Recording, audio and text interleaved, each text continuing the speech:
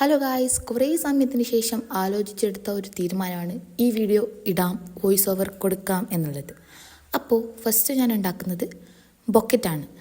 അതിന് വേണ്ടിയിട്ട് നമ്മൾ ഈ കാണുന്ന പോലെ ഫ്ലവേഴ്സൊക്കെ അടുക്കി വെക്കാം. പിന്നെ ടാപ്പ് അതിലേക്ക് ചുറ്റി കൊടുക്കാം.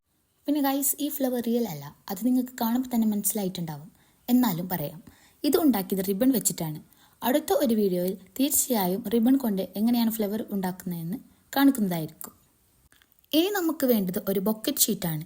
അതിനെ നമ്മൾ 4 പീസായി കട്ട് ചെയ്ത് എടുക്കണം. ഇത് ചെയ്യാൻ വേണ്ടി വളരെ ഈസിയാണ് ഗൈസ്. നമുക്ക് എളുപ്പത്തിൽ ഇത് നമുക്ക് ചെയ്തെടുക്കാൻ പറ്റും. കുറേ പണിയൊന്നും നമുക്ക് ആവശ്യമേ വരത്തില്ല. എന്നിട്ട് അതിനെ ഓരോ പീസും ഇതുപോലെ മടക്കി എടുക്കാം.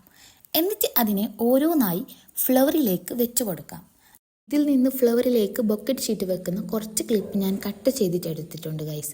ബിക്കോസ് ടൈം ഡ്യൂറേഷൻ കുറച്ചും കൂടി കൂടുന്നത് കൊണ്ടാണ് ഞാൻ ആ ക്ലിപ്പ് കട്ട് ചെയ്തത്. പിന്നെ നമുക്ക് ഇതിലേക്ക് ഡബിൾ സൈഡ് ടാപ്പ് ആവശ്യമുണ്ട്.